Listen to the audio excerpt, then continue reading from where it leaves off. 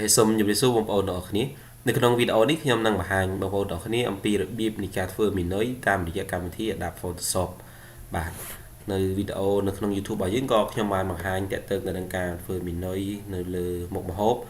ឬក៏នៅលើភេសជ្ជៈអីគឺតាមរយៈ PowerPoint អញ្ចឹងបើសិនជាបងប្អូនដែលចេះ Adobe Photoshop គឺយើងធ្វើតាមរយៈ Adobe Photoshop មកបាទជាធម្មតានៅពេលដែលអ្នកទាំងអស់គ្នាបើកនៅហាងឬក៏យើងលក់នៅរបរហូបចុកគឺនៅពេលដែលមានភ្ញៀវចូលហាងយើងគាត់តែងតែសួររកនៅបញ្ជីមុខម្ហូបឬក៏យើងហៅថាមេនុយអូខេនៅទីនេះខ្ញុំសូមបង្ហាញបងប្អូនថានៅពេលដែលបងប្អូនធ្វើវាតើយើងចង់ធ្វើវាជាទម្រង់បញ្ឈរឬក៏បដិអានេះវាអាស្រ័យទៅលើអាស្រ័យទៅលើការចង់បានរបស់យើងជាម្ចាស់ហាងអាស្រ័យទៅលើចង់បានរបស់បងប្អូនដែលកំពុងទស្សនាលើវីដេអូនេះឥឡូវខ្ញុំបង្ហាញតែម្ដងបងប្អូនចូលពាក្យ file ហើយបងប្អូនបង្កើតនៅផ្ទៃកិច្ចការមួយមកបាទនៅទីនេះខ្ញុំសូមឲ្យបងប្អូនជ្រើសរើសនៅទម្រង់ paper តែម្ដងគឺ paper គឺវាមានឈ្មោះថា international paper នេះគឺជាទម្រង់กระดาษធម្មតាហើយនៅទីនេះគឺវាជាប្រភេទกระดาษថា A4 បាទ A4 នេះប្រវែងបណ្ដោយវាគឺប៉ុន្មានប្រវែងបណ្ដោយវាគឺ210ហើយកម្ពស់វាប៉ុន្មាន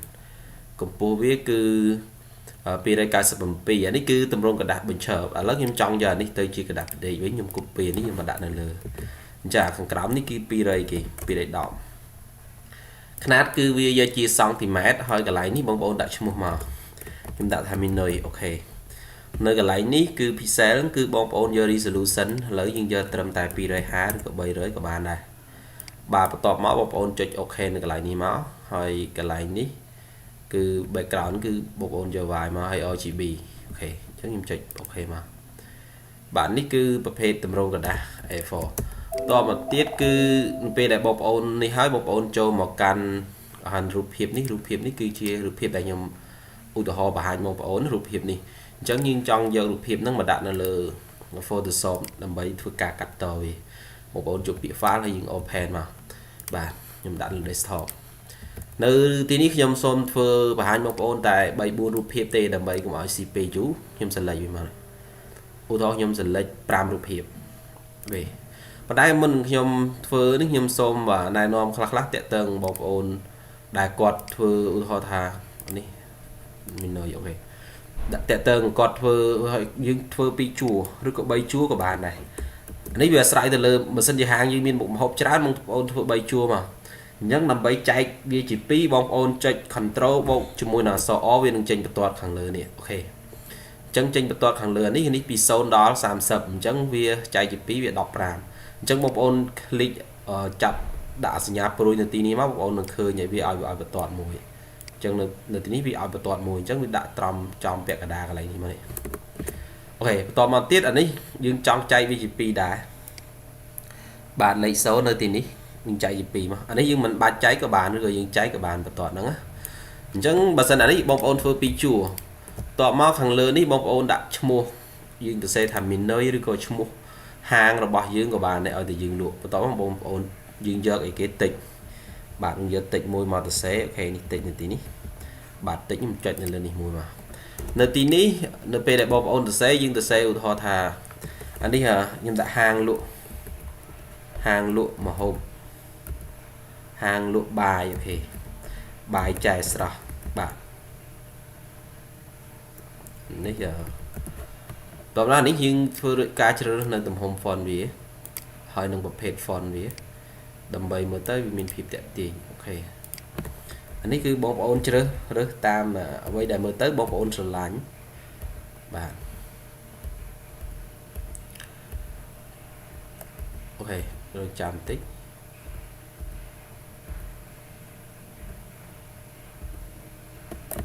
ឥឡូវកុំឲ្យវាឆាំងខ្ញុំយកប្រភេទ font ហ្នឹងអញ្ចឹងហើយខ្ញុំគ្រីសវាមួយបាទឥឡូវខ្ញុំ zoom វាអញ្ចឹងខ្ញុំដាក់វានៅត្រង់ចំណុចកណ្ដាលនេះអញ្ចឹងខ្ញុំអាច control អូខេនេះខ្ញុំបើសិនជាយើងចង់ទាញវាអូខេបងប្អូនចុច control បូកនឹងអក្សរ T មកអូខេ control បូកអក្សរ T វា select ឬក៏ចុច control អានេះចុច control ហើយបងប្អូនចុចទាញវាមកនេះអានេះចុច control អូខេហើយបងប្អូនចាប់ទាញនេះចាប់ទាញវាដាក់ចំចំណុចនេះមកអញ្ចឹងបើសិនជាវាធំពេកអាហ្នឹងគឺយើងធ្វើការផ្លាស់ប្ដូរនៅអានេះយើងចូលតិចនេះ យ យើងផ្លាស់ប្ដូរនៅទំហំ font វានេះអាចធំពេកអត់សូវស្អាតទេអូខេបានអាហ្នឹងយើងដាក់ចំកណ្ដាលឬក៏យើងយកមកដាក់ខាងកែងនេះក៏បានហើយយើងដាក់រីមុខម្ហូបមកជួរមកខាងនេះមកបាទអានេះអាស្រ័យការចង់បានរបស់យើងអញ្ចឹងអានេះខ្ញុំសរសេរមកជួរទៀតខ្ញុំដាក់អូខេចុចនៅលើមកមានលក់បាយម្ហូបនិងភេសជ្ជៈអូខេ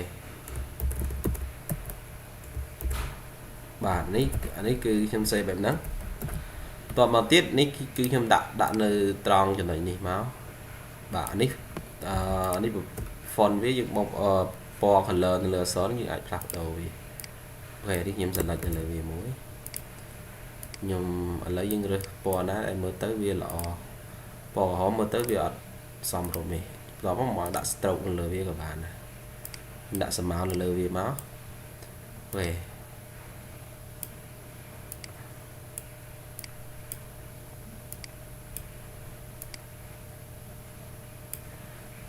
ខ្ញុំយកប៉ុណ្ណឹងចោះហើយនេះមកអូនដាក់ពណ៌ហ្នឹងក៏បានដែរបាទបន្ទាប់មកទៀតពេលដែលបងប្អូនធ្វើអញ្ចឹងរួចរាល់ហើយយើងចាប់ផ្ដើមទាញយករូបភាពមកដាក់អញ្ចឹងរូបភាពនេះបើសិនជាយើងចង់ដាក់3ជួរអាចចំណេញយើងដាក់3ជួរមកនេះអញ្ចឹងខ្ញុំចង់ដាក់3ជួរលើនេះអូខេលើនេះខ្ញុំចង់ដាក់3ជួរនេះដាក់3ជួរឬ2ជួរអាស្រ័យលើបងប្អូនចង់បានតមកទៀតបងប្អូនចាប់ផ្ដើមក្របរូបភាពនេះនេះបើសិនជាយើងមើលទៅទំហំនេះយើងអាចយកបានយើងមិនចាំបាច់ក្របក៏បានយើងទាញយកមកដាក់តែម្ដងនេះយក move tool មកបាទយើងទាញយកមកដាក់ទីនេះអូខេតបងប្អូន control បូកជាមួយនឹងអក្សរ T ហើយចុច CR ឲ្យជាប់ហើយចុចកែងនេះដើម្បីបង្រួមវាអូខេបាទអញ្ចឹងនេះខ្ញុំដាក់មកទីនេះអានេះឧទាហរណ៍មុខម្ហូបនេះមួយបន្ទាប់មកអានេះយើងចាប់ទាញវាមកអស់ក៏បានដែរនេះយើងអត់ទាន់ទាញទេនេះដោយសារគេរូបភាពហ្នឹងវាបើយើងថតកាមេរ៉ាវាចៃសល់ចៃច្រើនបងប្អូនក្របវាក៏បានដែរអញ្ចឹងខ្ញុំត្រូវបកអក្សរ T ដូចគ្នាបាទអញ្ចឹងខ្ញុំស៊ូមវាតូចមកបាទទៅខ្ញុំដាក់ក្បែរនេះយើងឲ្យដាក់ឲ្យទំហំប្រហែលគ្នាក៏បានដែរអូខេបន្តមកទៀតខ្ញុំអានេះរូបភាពនេះមួយទៀតអញ្ចឹងខ្ញុំទាញវាមកដាក់លើទីនេះដូចគ្នាបាទមកនេះទៅធំវិញហើយបាទតបមកនេះខ្ញុំទាញវាមកដាក់អានេះបើសិនជាយើងធ្វើ2ជួរយើងធ្វើនៅទីនេះមួយទៀតក៏បានឬក៏អានេះបើសិនជាយើងគិតថាធ្វើឲ្យធំឲ្យគេស្រួលមើលជួនកាលចាស់ទៅគាត់ពិបាកមើលពេកយើងធ្វើឲ្យធំមកនេះបើសិនជាយើងមានភេសជ្ជៈយើងដាក់ភេសជ្ជៈមកខាងទៅហើយដាក់រូបមុខម្ហូបមកខាងមកបាទអូខេអានេះបាទអានេះគឺអូខេនេះយើងឆ្នៃមែនបាន3រូបភាពយកមួយទៀតមកដាក់អានេះខ្ញុំទាញបញ្ចូលខ្ញុំខ្វែងវាចោលខ្ញុំទាញដាក់នៅក្រោមនេះមួយទៀតអូខេអានេះបើសិនជាយើងដាក់ធំពេកពេលយើងព្រីនមកវាអាចវាសល់ខាតกระดาษច្រើនអញ្ចឹងបើសិនជាមុខម្ហូបយើងច្រើនយើងស៊ូមឲ្យតូចមកនេះខ្ញុំអនុវត្តត្រឹមតែ2 3មុខម្ហូបបងប្អូនមើលទេអញ្ចឹងខ្ញុំស៊ូមវាដាក់នេះមកអញ្ចឹងនេះឬក៏បងប្អូនអាចត្រឡប់ចេះក៏បានអូខេបវល់វាមកបាទខ្ញុំ enter វាតម្លាក់វាតទៅទៀតយើងធ្វើការសរសេរអីគេនៅឈ្មោះឧទាហរណ៍ថាហ្នឹងមុខម្ហូបអីគេបងអានេះមុខម្ហូបអីគេមានម្ជូរគ្រឿងឬស្អីឥឡូវខ្ញុំដាក់ម្ជូរគ្រឿងបាទនេះមើលទៅច្រើនដល់ច្រើនមុខម្ហូបអញ្ចឹង select អស់វាអញ្ចឹងមកនេះបាទអញ្ចឹងដាក់ font នេះតូចដាក់ម្ជូរគ្រឿងអូខេនេះយើងអាចដាក់លេខជាងការយើងដាក់លេខសម្គាល់លេខដើម្បីងាយស្រួលនៅពេលដែលគេហៅអញ្ចឹងយើងកត់លេខវាទៅបញ្ជូរគ្រឿងតម្លៃគេតម្លៃ 5000 រៀលអូខេហើយអានេះបើសិនជាតម្លៃលក្ខណៈតម្លៃអានេះបើសិនជាមានភ្ញៀវបរទេសបងប្អូនសរសេរឈ្មោះបញ្ជូរគ្រឿងឈ្មោះជាភាសាបរទេសមកហើយយើងដើម្បីជួនកាលភ្ញៀវបរទេសហាងយើងធំអញ្ចឹងហើយខាងក្រោយយើងដាក់ភេសជ្ជៈដាក់អីចឹងអានេះគឺខ្ញុំគាត់ design ត្រុសទេបងប្អូនអាចធ្វើការឲ្យវាស្អាតជាងនេះក៏បានដែរហ ហើយមួយទៀតបើសិនជាបងប្អូនចង់បន្ថែមឧទាហរណ៍យើងធ្វើការដាក់ stroke លើនេះបងប្អូនចុចនៅលើរូបភាពនេះមកហើយចុចកន្លែងនេះខាងក្រោមនេះបាទកន្លែងនេះអូខេចុចកន្លែងនេះមកហើយបងប្អូនអាចដាក់ stroke ឬដាក់ស្មើនៅលើវានេះដាក់ស្មើលើវាបាទដាក់ stroke ក៏បានដាក់ស្មើលើវាក៏បានពេលនេះគឺយើងដាក់ stroke ជុំវិញអានេះគឺដូចគ្នាអញ្ចឹងបងប្អូនឃើញយើងធ្វើអញ្ចឹងទៅឬមួយទៀតមុនទាញចូលបើសិនជាបងប្អូនចង់កាត់រូបលក្ខណៈឧទាហរណ៍ខ្ញុំយកមុខម្ហូបនេះមួយបងប្អូនចង់បានលក្ខណៈជារង្វង់ជាចានណារូបភាពជាចានអញ្ចឹងបងប្អូនចូលកន្លែងនេះកន្លែងធួនេះអូខេធួនេះមកនេះអញ្ចឹងខ្ញុំទាញតម្លាក់សិនខ្ញុំទាញតម្លាក់អញ្ចឹងនេះមិនបាច់ទាញតម្លាក់ទាញឡើងវិញស្រួលចូលកន្លែងធួនេះមកបងប្អូនយករង្វង់នេះមួយហើយបងប្អូនយកវាមកគូសលើនេះអូខេយើងយកវាមកគូសមកហើយយើងកាល់វាបាទតទៅពីយើងទាញមុនទាញបងប្អូនចូលកន្លែង select ហើយបងប្អូនយកគេ modify ហើយយក filter នេះអូខេយើងយក5ទៅទាញទៅវាឃើញស្មើអញ្ចឹងបងប្អូនយក move to នេះពេលដែលយើង move យកវាមកដាក់អូខេអញ្ចឹងវាកាត់មកវាកាត់រាងជាចានអូខេរូបចានហើយបងប្អូនចុច control T មកហើយយើងចុច CR ហើយបងប្អូនបរូវាមកហើយចុច enter អូខេពេលដល់ចំណុចហ្នឹងបងប្អូនចង់បន្ថែម stroke ឬក៏ដាក់ so វាក៏បានដែរអូខេនេះខ្ញុំដាក់ stroke យើងអាចចង់ដាក់ stroke ក៏បានអូខេអានេះយើងបើសិនយើងចង់បានអត់ចង់បានតម្រងយើងចង់បានតម្រងបែបនេះប៉ុន្តែនេះគឺខ្ញុំមិនចាំបាច់ទេអានេះខ្ញុំធ្វើវាជ្រុងតែម្ដងវាមកបាទអញ្ចឹងបន្ទាប់ពីបងប្អូនឆ្នៃអានេះហើយនេះខ្ញុំធ្វើឲ្យបងប្អូនមួយទៀតចូលនេះដូចគ្នាហើយយកនេះយក stroke ដូចគ្នាអូខេនេះយើងសេរីវាមកចង់ឲ្យយើងចង់បានមកហើយខ្ញុំយក stroke ពណ៌ខ្មៅដូចគ្នាអូខេតោះខ្ញុំ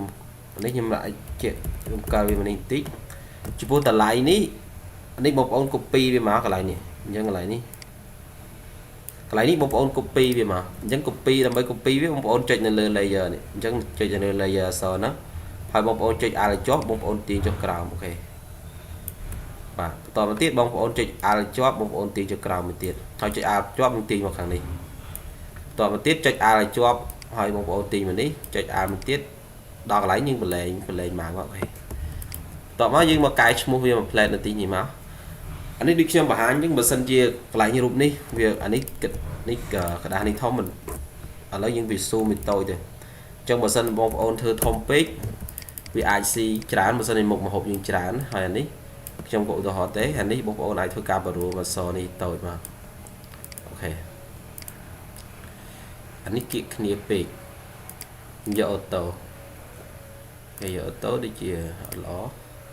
បើយកចឹងបែបនេះតែម្ដងអូខេតោះបន្តិចខ្ញុំซูមនេះមួយទៀតខ្ញុំយកវាមកដាក់កន្លែងនេះគ្នាអូខេអានេះយើងអាចលុបចោលវិញក៏បានដែរចុច key delete មកចុចលើវាចុច key delete បាទនេះគឺខ្ញុំចុចឲ្យតូចដូចគ្នា